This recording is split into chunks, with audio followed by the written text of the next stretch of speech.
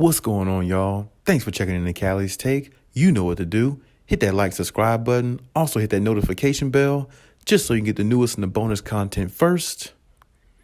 But hey, let's just go ahead and jump right in. You have to ask yourself, are the Celtics the team to come out the East?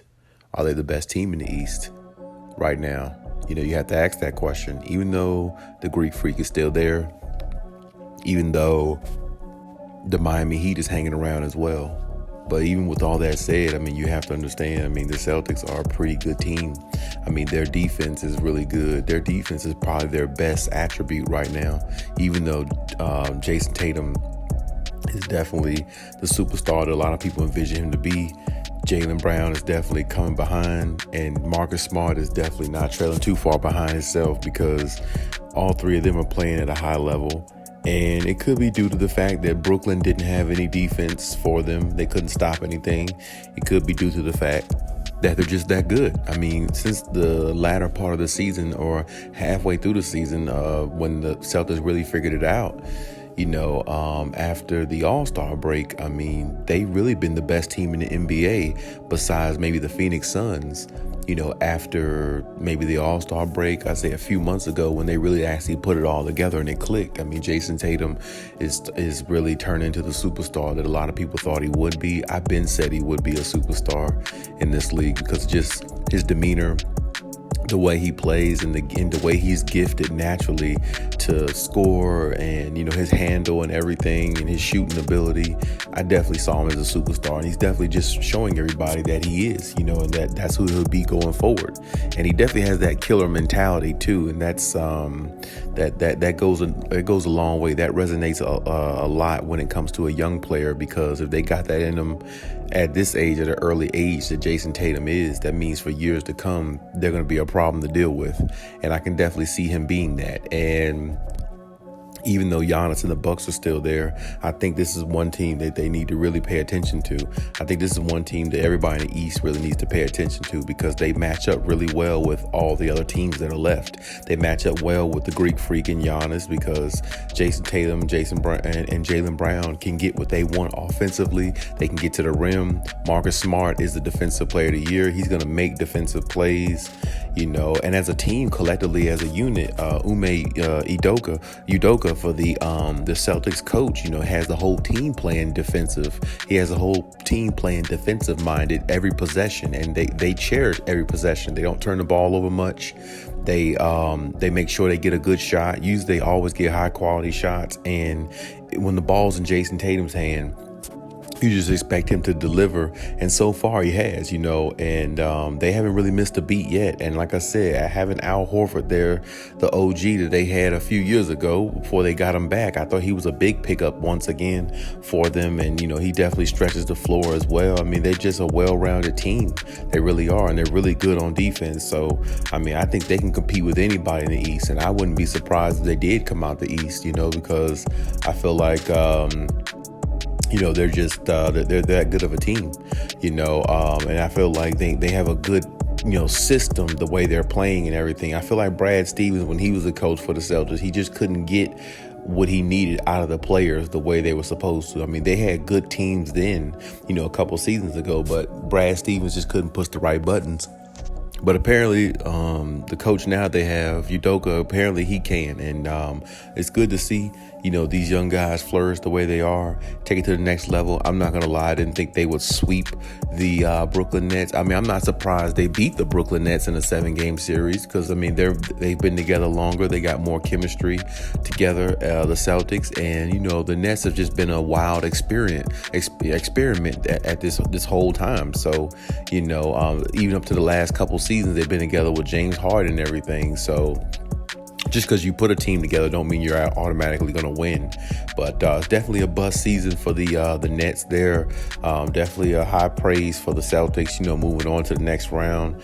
This might be the season for the Celtics, to actually go do it, because a lot of people a couple seasons ago picked them to go to the NBA Finals. I think it was around the time of the bubble, and around that time frame, they were looked at as one of the teams that can go to the final just because of Jason Tatum and Jaylen Brown and the pieces they had. Maybe this is the year they actually do it, so we'll see how it pans out.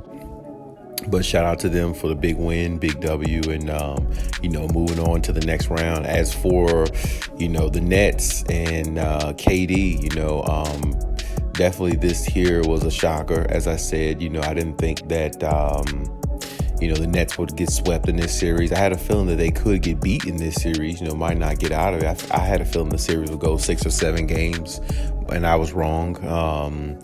But as for the Nets, they just had to do a lot more reconfiguring. They got to, probably, get a head coach in there who really can figure things out and make adjustments, not unless they keep Steve Nash and he, starts learning and doing his homework a little bit more and trying to figure out how to be a better coach. But other than that, they probably need a new head coach. I think the role players and everybody they have is good. I think so. I think they just keep who they have.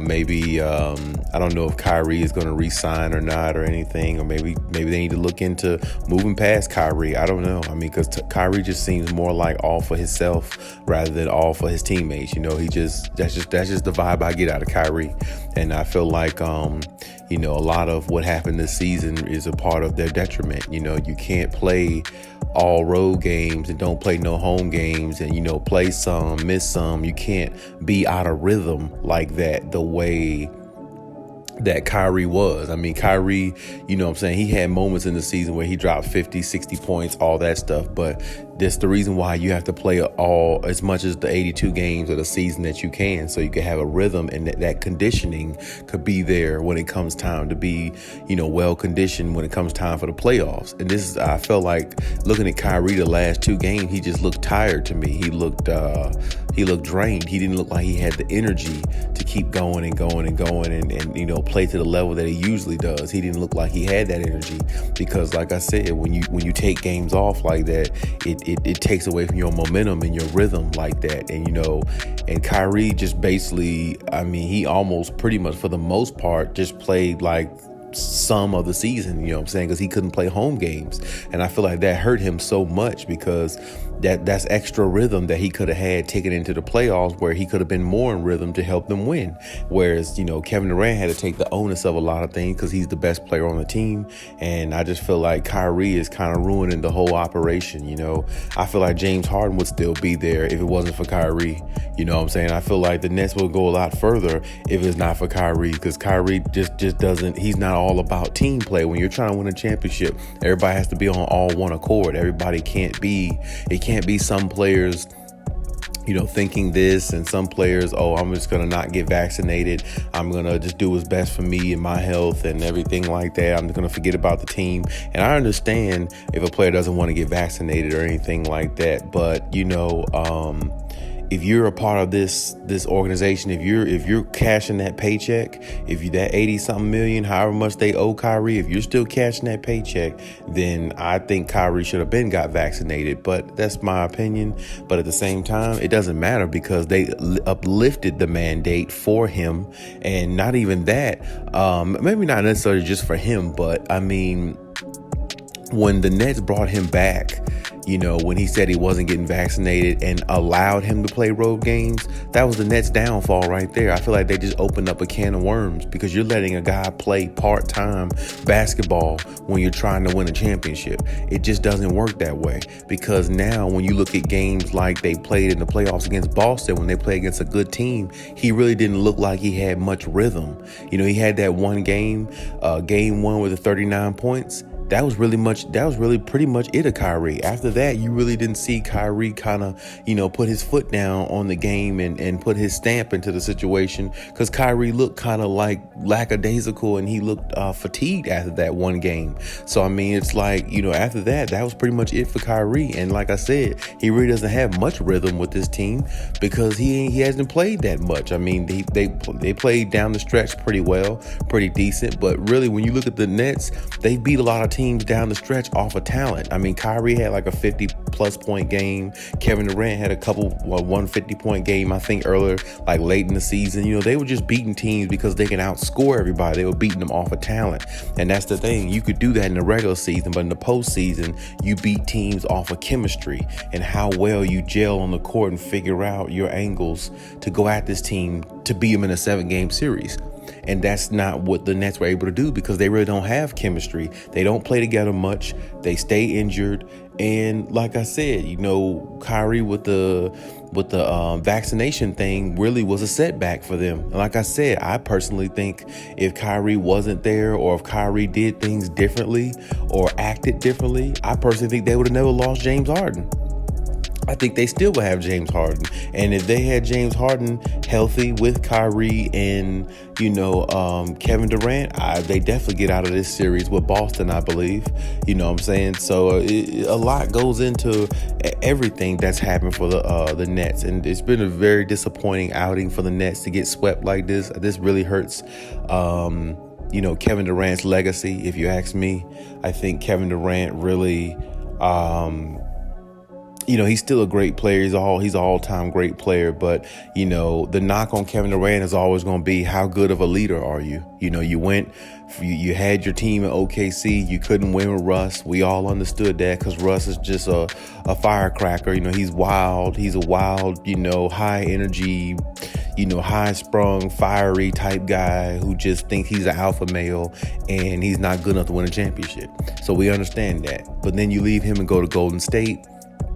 You had a dynasty there with Steph and Clay and, with them and everything like that. You and Draymond have a fallout, but you leave there and you never was going to be the number revered as the guy there. It's always going to be Stephen Curry and Golden State because that's where, he started at. You're never going to be revered as like a Stephen Curry or somebody like that. You're just Kevin Durant. You helped them win championships. You were the best player on the team, but you're not the most liked player on the team. The most liked player on the team is definitely probably Steph Curry. So between him and Clay or something like that. So, and even Draymond, you put him up there too because they've been there for years. They started that operation. So, Kevin Durant, he did his thing there, but he had a lot of help. I mean, that was already a championship team before you got there. Now you come to Brooklyn with Kyrie, teaming up with Kyrie, and Kyrie has been your downfall ever since. I mean, you can't get past seemingly the first or second round. Kyrie stays hurt, or you and Kevin Durant stays hurt. James Harden had hamstring injuries or issues. He left because he didn't like maybe the way Kyrie was doing or how he was taking everything for granted and leaving them to dry. And he goes to the Nets, a better situation, and Kevin Durant still stuck in Brooklyn in the worst situation possible because he gets swept in the playoffs and James Harden team is still in there. You see what I'm saying? So it's like it's all bad for the Nets right now. All bad for them. And it all looks bad on KD because KD is the best player. So he got to take the biggest fall. That's just the way it is in sports. The best players, the ones that get the bigger paycheck, got to be more responsible, or they have to take more onus of a situation where it might not even really be their fault or not. And, a situation like this, I feel bad for KD, but at the same time, this is what they wanted. They put this operation together in Brooklyn, and it's been a bust. 2 seasons in a row, you came out with no championship. 2 seasons in a row, you didn't even get past the second round. I mean, so that's very, very poor, basketball. Very, very bad situation. Definitely disappointing. I mean, we've seen, teams, with great players, be up 3-1 and lose and things like that. I mean, we saw Stephen Curry lose up 3-1 in the finals, with the Warriors. And, we've seen, this is the Clippers. They lost to the Nuggets a couple seasons ago in the bubble, which really kind of doesn't count to me. But, hey, since most players didn't want to be there. But regardless, they were up 3-1 and lost. But this loss right here for the Nets is worse because you have Kyrie Irving and Kevin Durant, everybody's saying they're 2 of the best scorers of all time that's ever stepped on the court. I mean, 2 of the most talented players of all time to ever step on the court, talent-wise. And you couldn't even get a game out of a young Boston Celtics team. Something's wrong with that situation. you've got to at least win one off of your talent. You can't go O-less in a situation where clearly, Boston is a good team, very good team, and they are well coached. But I mean, they're not good enough. I didn't think they were good enough to sweep the Nets. I thought they were good enough to beat the Nets 4-2, but not sweep them in a 7-game series. So it's definitely a bad look on the Nets. If you ask me, they need to just do some reconfiguring, kind of figure out what needs to happen next. I personally don't think they're winning any championships with Kyrie as their on the team. I just don't think so. I mean, it's something, I don't know. Kyrie to me is just mentally checked out a lot of times. He just doesn't seem like, to me, he carries basketball now more like, it's just a hobby. And that's just the way I take Kyrie. I mean, hearing his interviews over the last couple years, basketball's not that important to me. I just go there and do it. Basically, all this other crap he be talking about, I just don't feel like Kevin Durant needs somebody like that by him. He needs somebody who's mentally engaged in trying to win the way Kevin Durant is. And I don't feel like Kyrie is mentally engaged half the time. I feel like Kyrie has his moments where he's engaged or he wants to, step up to the plate and, play at his best. And then there's moments where I watch Kyrie and it's like, I don't even understand why he's out there. You see what I'm saying? Because it's just a 9-to-5 job to him. He doesn't take it serious enough to me anymore. I think the last time I felt like Kyrie really took basketball serious was like 2016, 2017, when the Cleveland Cavaliers, when he was on Cleveland with LeBron, they won the championship when they came back from down 3-1 against the Warriors. That's the last time I really felt like Kyrie took basketball, honestly, like truly serious. I mean, over the last couple of years, I just don't feel like he has. And I don't feel like KD needs that. And KD just has to find a way to either sit down with Kyrie and they get on the same page, or he needs to find another Robin. That's just the way it is, because if Kyrie is going to be like this and kind of have his own mentality and how he does things and, all this stuff, the Nets aren't going nowhere no time soon, because you don't have a player that seems mentally all in. When you're trying to win championships, everybody has to be on all one accord. It can't be one guy taking it as a 9-to-5 job and it's not that important, and the other guy taking it like it's a lifestyle and it's the way to live. That you're not going to win championships like that unless both players and everybody on the team is looking at it one way. We need to win a championship, and that's what we're all about. You're not going to win, and I just don't get that vibe out of Kyrie. So I don't know what's going to happen, with the Nets after this year, but change is definitely going to have to be made, because you can't go through a season like this and come up short the way they did. I mean, you can't do it, regardless of the mandate and all that stuff that was happening. That's on Kyrie. That's a personal choice by Kyrie. That has nothing to do with nobody else. But regardless, you can't go out like this. I mean, and like I said, they did. They're swept now. It's over with. But it's Brooklyn is a joke. And then you look at the Ben Simmons situation. I mean, I don't even want to get into that too much. I mean, he went from mental health issues. Now all of a sudden he got, a herniated disc and things in his back that's going on. He hasn't even played, so I don't even know how he even got injured in his back with no play time. But that's another story for another day. But it's just a lot going wrong with this team, and it's a lot that needs to be, filled in regards to a void, because this team is missing something, and there's some things they need to get rid of too, if you ask me. So this definitely hurts Kevin Durant's legacy a little bit. I don't think it hurts it a lot, but getting swept with having one of the best scorers and players in NBA history, as some people say, in Kyrie Irving, which Kyrie is a really dope player. Don't get me wrong. He's one of the special talents we have in the NBA. But I mean, to have a player like him along with Kevin Durant, you wouldn't think they get swept by anybody. You would just think there's no way, especially with the shooters they got around them too. I mean, you still got Patty Mills, you had Seth Curry, you see what I'm saying? Goran Dragic pitched in with some big shots.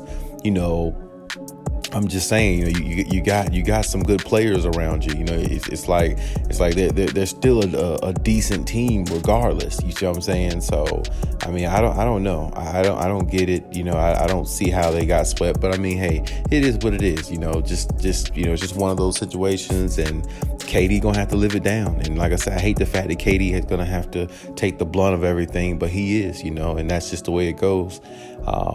Never really seen him kind of rattled the way I saw him in this series, the way the Celtics were playing him. But hey, it comes that day for everybody. You know, everybody goes through that situation in their basketball career where they have their lowlights, and this is definitely a low light for Kevin Durant and the whole Brooklyn Nets team. So hopefully next year they come back a little bit more better, a little bit more chemistry. I think that'll definitely help them. They need that chemistry. It's the only way they're really actually going to contend or be the team that a lot of people think they can be. And see what happens next year. And this year is over with for them, but it's always next, and we'll see how they fare next year and see if they come out with the same exact team or there's any changes made in the offseason. But hey, that's my take on everything. Leave any comments in the comment section as always. And hey, Khaliis out.